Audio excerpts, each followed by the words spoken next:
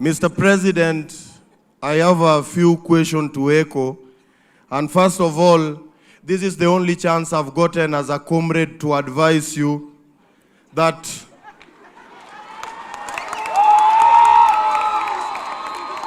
it is very true that if you don't listen to the voters, then 2027, you might listen to the returning officer. I'm saying this boldly as a believer of kumi bila break. So situharibie appetite, make sure you do what the voters want so that we'll celebrate you in 2027. Direct to the question. Mr. President, in Kenya, we are doing a lot of things for formality. We come, we sit, we talk, you articulate a lot of things, then shida si wewe Bwana President, shida ni watu wako wa mkono.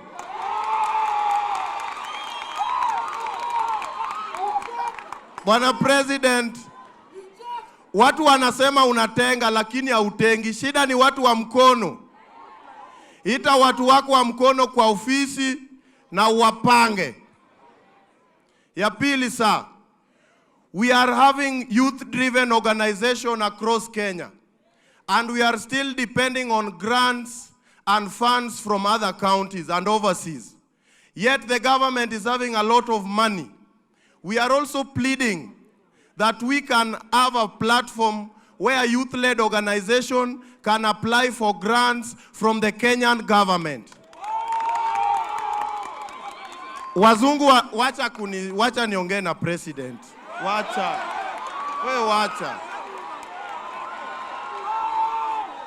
Bwana President, pesa iko kwa serikali yetu ya Kenya and Kenya is very rich. Wazungu wanatuona kama omba. Yet there is a lot of money from the Kenyan government. If there are youth-led organizations that are doing youth programs, mtupe hizi pesa ili youth wapate kazi at the ground level. Ya mwisho Bwana President, mimi kama the Dean of Comrades, sisi tunaona umempower sana watu wa secondary. Unawapea free food primary hapo Nairobi. Unadhani sisi comrades tumeshiba?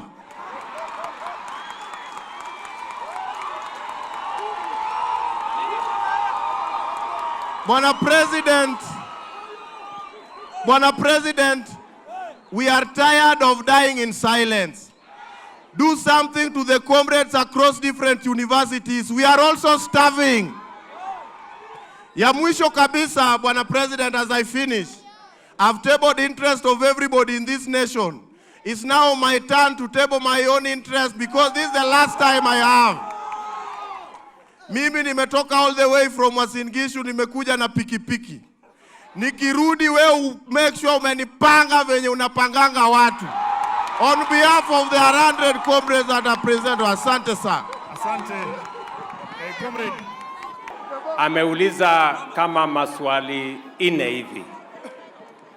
Now, let me try and respond. I agree with you, my brother Kasa, that ultimately the people of Kenya will make a decision. And the people of Kenya ultimately are the sovereign.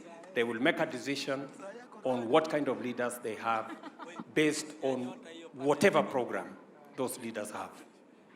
Just I want to, the same way you have advised me, I want to tell you that as Kenyans, this is our country, and this country can be a wonderful place. I believe in Kenya. Kenya is a great country, the same way you believe in Kenya. You have said Kenya has a lot of resources, and I agree with you. It is our responsibility to make this country greater. But for us to do it, we must have a plan. And we must have an actionable plan. We have been talking in Kenya for years. Listen, housing program was in the NAC manifesto. It was never implemented.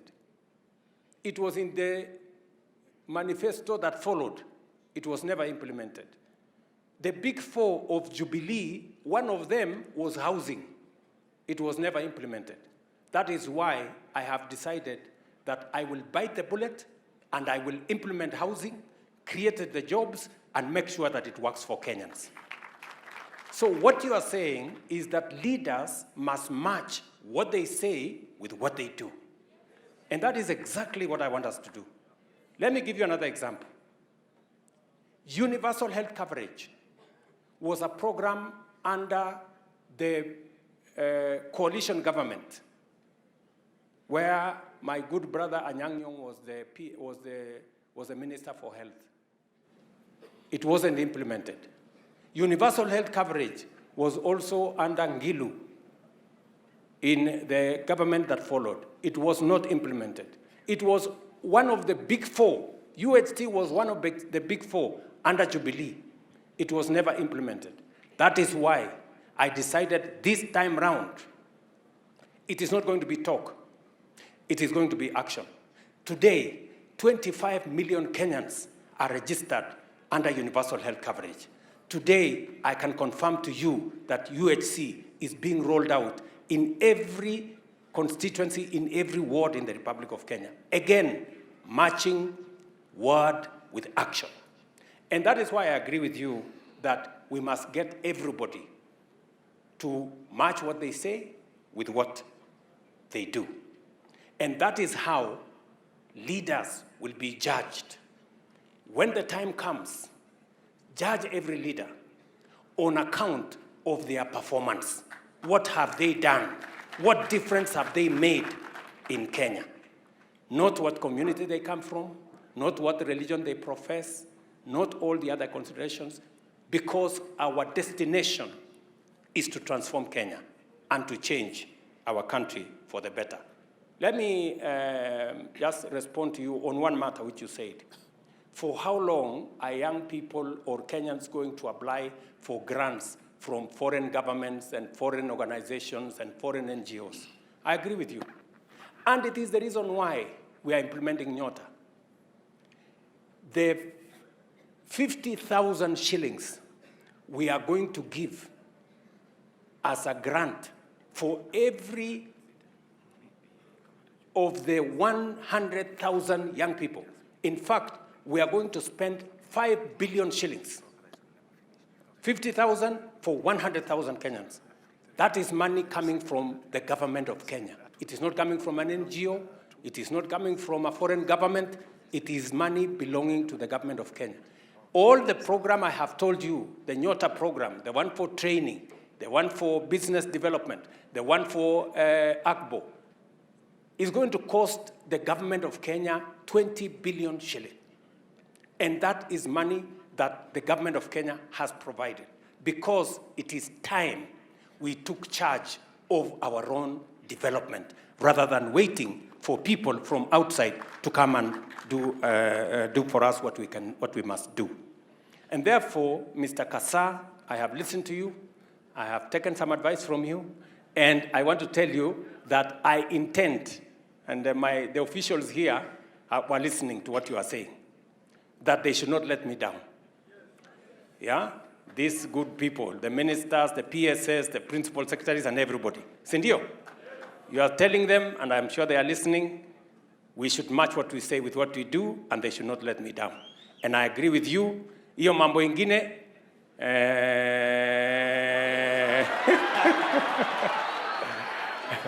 umesema umefikaje hapa na pikipiki, so unataka kurudi aje?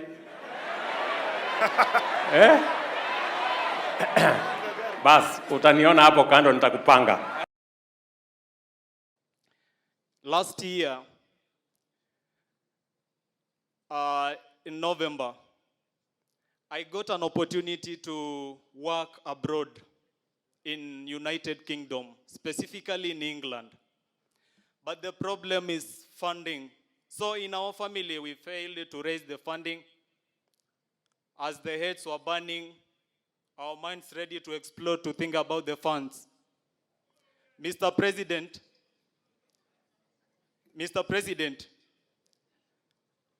the difficult time that I got to know about the fund is the same difficult moment our youths are going through. The youth funding, my fellow youths, it's working. The youth fund that you always hear about, wakisema wanapea watu, it's true, watu wanapewa.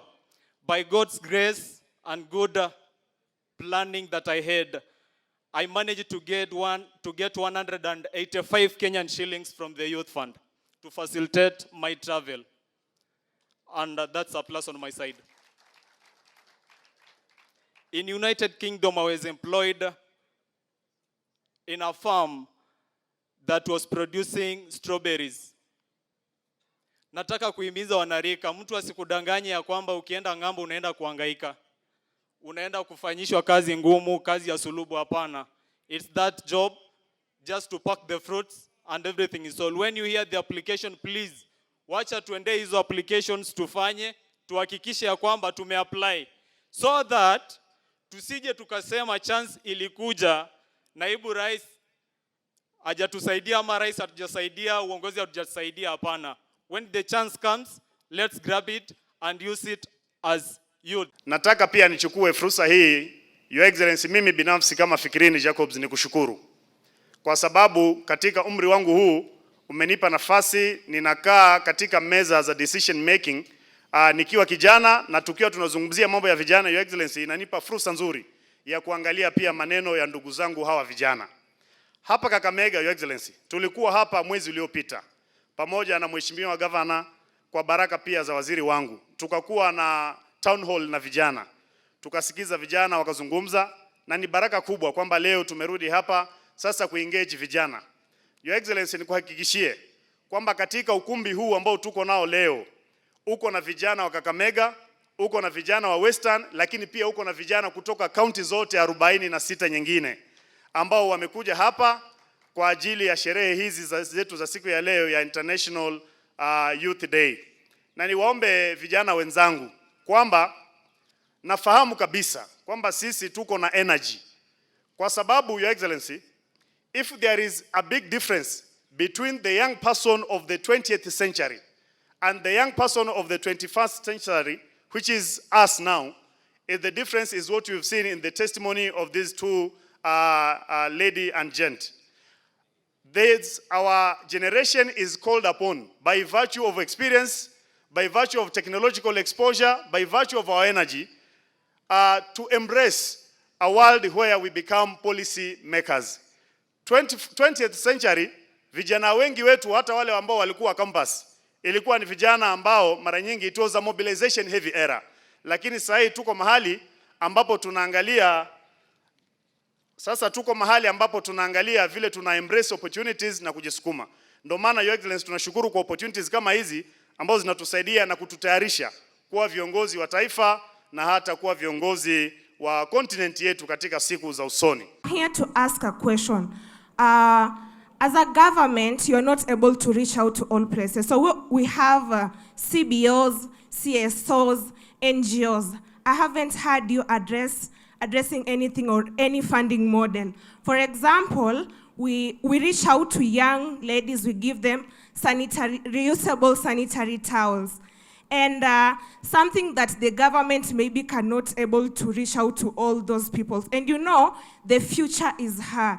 And something like a period is a natural occurrence, something that has to be addressed every time and every time. So what is the government doing to ensure that something like that is addressed? Thank you. Sylvia here has said we should think about our CBOs, our NGOs, and others who are major contributors, and they are partners of government in provision of services that government may not necessarily reach out to. I agree with you that there needs to be a partnership between government and the private sector and the civil society and community-based organizations.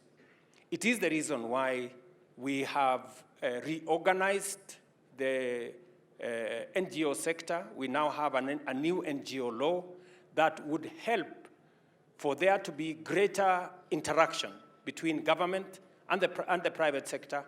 And as you notice, even in the process of working in housing, it is not government that is building the houses. It is the private sector that is building the houses. It's actually a collaboration between the private sector and government.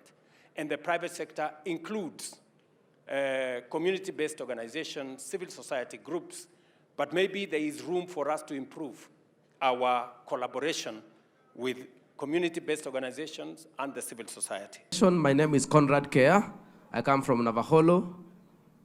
I'm the convener of Coalition of Youth for Devolution. And I want to thank Your Excellency for the work you're doing for the youth of Kenya. Na swali langu kaswa ni you have been very elaborate, especially on the program of the housing and how it's creating jobs. And I want to appreciate that that is a very good strategy. However,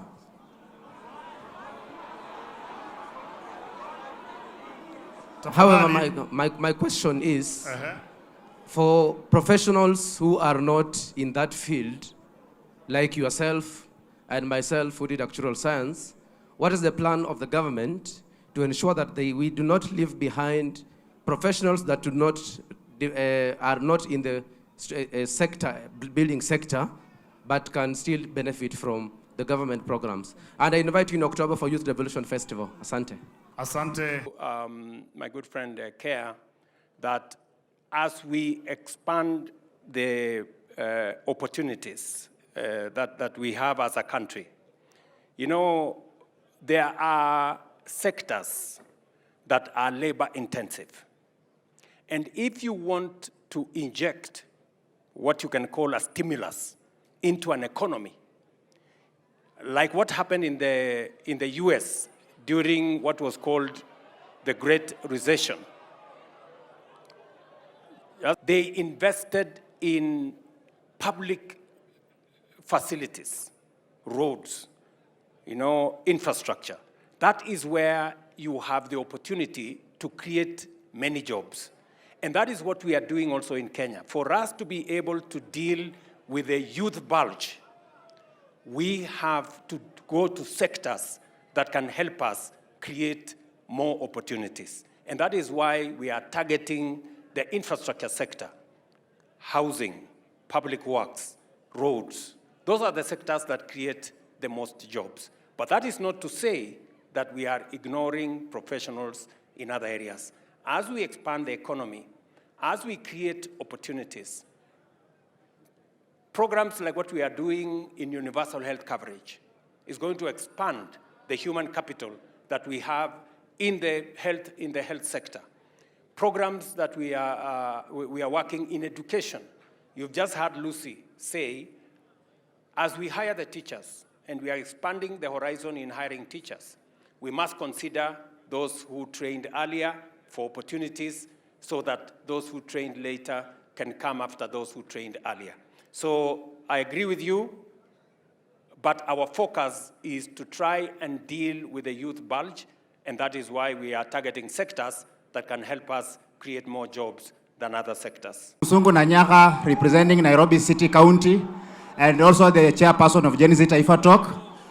My question here is, you've talked about human resource, and with the agitations that we've had with regards to the youth are agitated with matters leadership. And leadership is also an issue that regards to human resource. How are we going to ensure that the human resource are, for instance, the police and maybe some of the leaders that we have are engaging with the people, the common mwananchi, in a diplomatic way from a militant way? Like, for instance, we've had this issue where an MP from this region was planning himself to fight back to the audience that were listening to him. How are we working out on that? Thank you.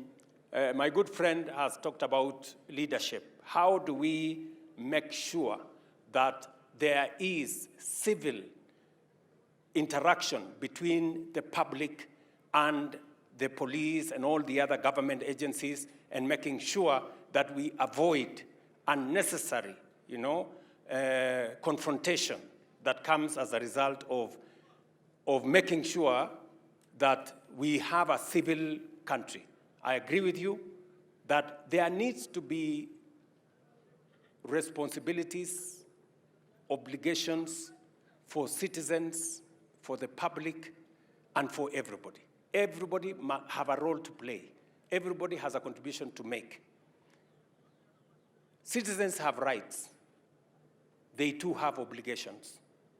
The police must have rights, but they must also have their obligations to make sure they secure the nation. So leaders must behave themselves, and so must the police. In our program, we are now undertaking the program of redressing some of the injustices that have happened in the past, and also retraining our policemen and women so that we can have better engagement between the public and our security agencies. Mimi venye niko hivi saizi, I'm a product of youth empowerment. Kwanza kabisa, nianze nyuma kidogo, mtanipea muda kidogo. Mimi nilikuwa msee wa nduthi. Mbelewa, ama niseme mama wa nduthi. Your Excellency, because of the youth fund and the whole facility, is the reason why I'm here today. Kwanza kabisa mimi nilikuwa nauza na hawk credit cards. Nilikuwa naendesha pikipiki nikihawk credit cards. But kwa saa hizi niko na biashara kadhaa wa kadhaa, nimeajiri youth kama 70.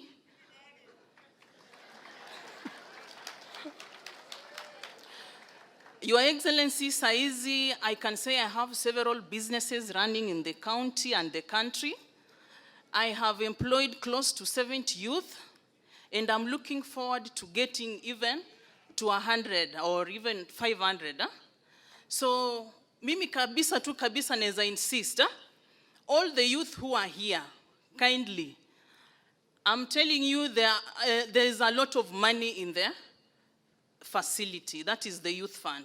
Make sure you approach at least your sub-county or county offices, mpate hizi pesa, mjaribu kujiendeleza kimaisha, sivyo? Ninashukuru wewe binafsi ile kazi unafanya, kuona ya kwamba vijana wetu wana kitu ya kufanya. Tuna shida mingi, lakini wewe ukiwa rais unafanya juhudi yako kuona ya kwamba tuko na mahali ya vijana wetu.